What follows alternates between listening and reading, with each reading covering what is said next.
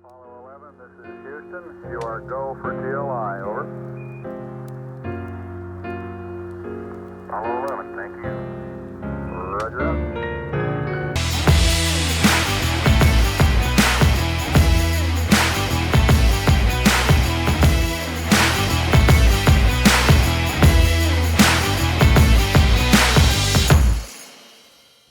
Okay, this video cannot continue without explaining what is a hyperlapse. It's a technique in time-lapse photography for creating motion shots. In its simplest form, a hyperlapse is a set of images stitched together that creates a video, like this one for example. And yes, that is a building in the form of a guitar. Hi guys, doing a little bit of a late work today. We are in the downtown Miami area, very close to the Miami Arena. We're gonna do some hyperlapses today. I'm going to do a circular hyperlapse around this building that's behind me. And also I'm gonna be doing a waypoint. So we're gonna be doing this building right here, which has like this dancing kind of a light animation, which is really cool.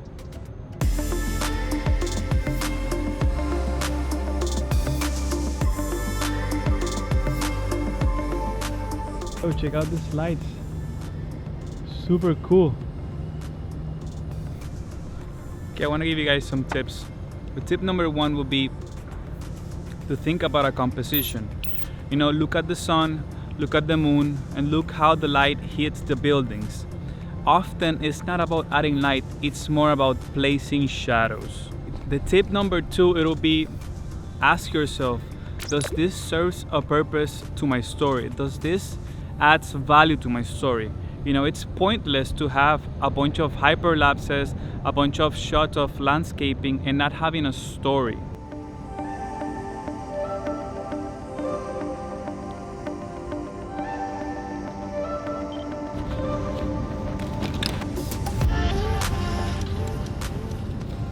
One good sign that it's a great night to do hyperlapses is no wind. And how do you know there is no wind? Well, you look at the trees. Trees are not moving. You look at the water looks very calm. There's another sign. So it's perfect for hyperlapses today.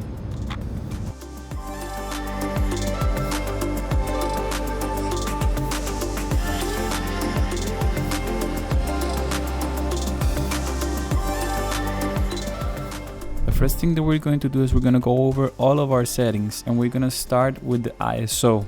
You always want to keep your ISO flying at night between 400 and 800. Shutter speed, this is really important. You want to keep your shutter speed at 1/4 of a second.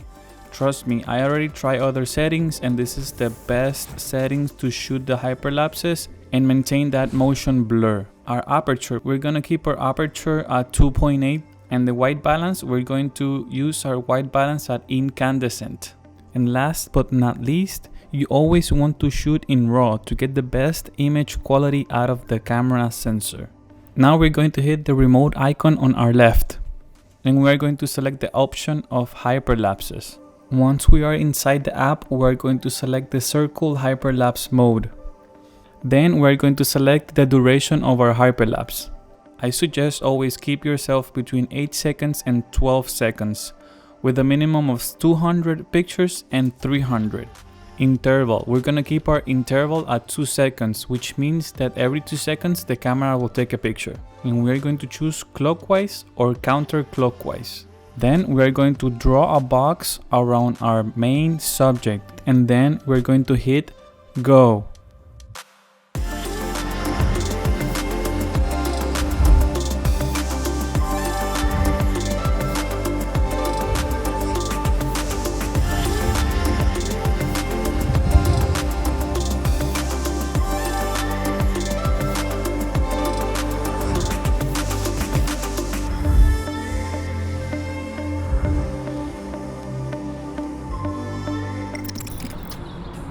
So we're here in downtown Miami right now. I'm gonna do a waypoint of the Freedom Tower building, which is located in front of the Miami Arena. So I'm gonna do a waypoint, which is gonna be 2 separate points in which the drone will ride from point A to point B, and it'll keep his focus on one subject. And then in this case, it'll be the building, the Freedom Tower building.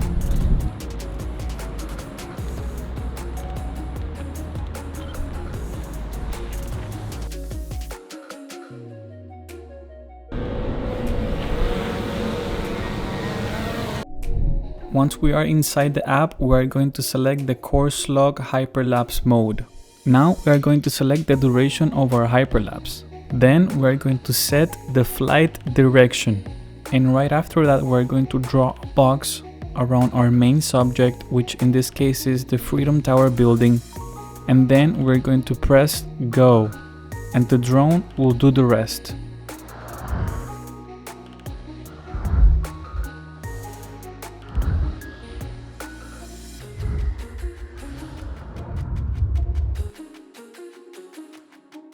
Okay, and the last tip that I'm gonna give you, it's ND filters. You must use ND filters to do the hyperlapses in broad daylight in order to achieve that perfect shutter speed of 1/4 of a second. You need to have an ND filter. I recommend using the Polar Pros. I'm gonna leave a link in the description below if you're interested in purchasing. But in broad daylight, I'm gonna recommend you to use this Freewell ND filter, and it's an ND1000. It's usually more darker than the regular, but this is the best, in my opinion, ND filter to achieve those hyperlapses. We are gonna do a hyperlapse here. In this area, there is the river right here. That separates downtown Miami with Little Havana. So you see this bridge right here? I'm gonna start very far, close to the water, low altitude, and I'm gonna increase my altitude passing the bridge, revealing the city.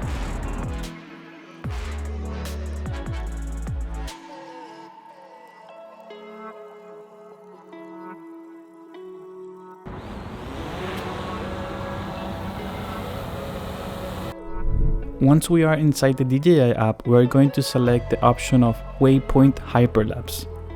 Now, the biggest benefit of this feature is the ability to do elevation points, meaning we can set one point at a very low altitude and the second one at a higher altitude.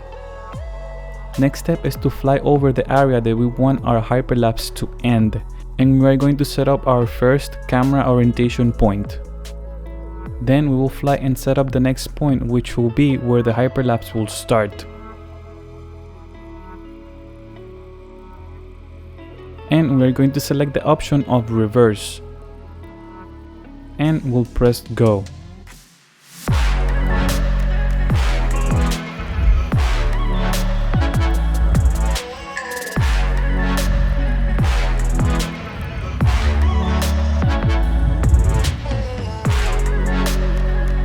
That one came out really good.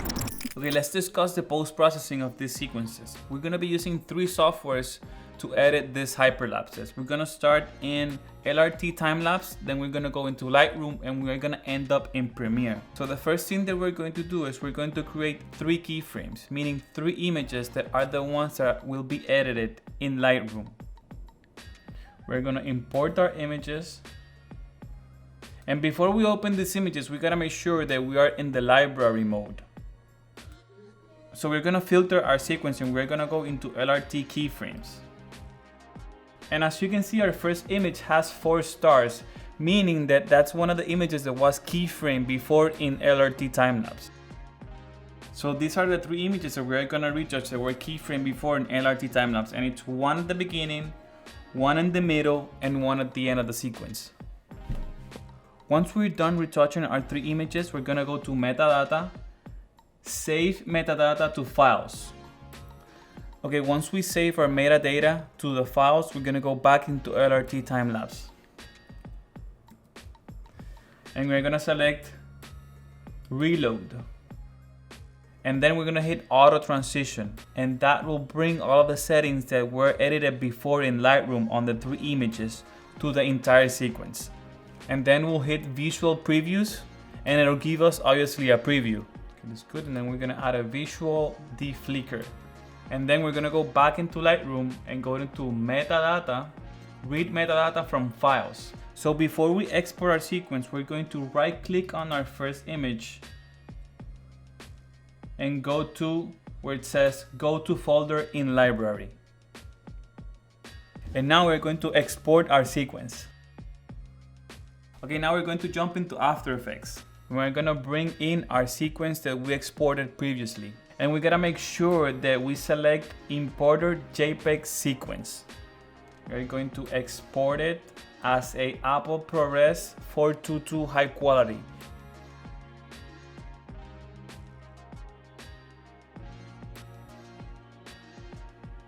Perfect. Once our sequence is exported, we're gonna open Adobe Premiere.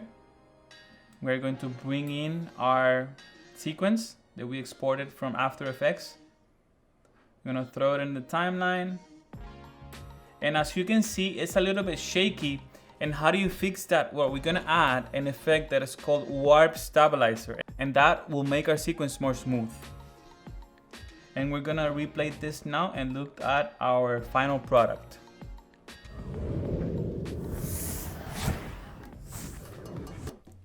Alright folks, that is it for today's video. Thanks for watching. Please consider subscribing to my channel, follow me on all my socials, and don't forget that the only way to earn value in life is by helping and inspiring others. I will see you on the next video.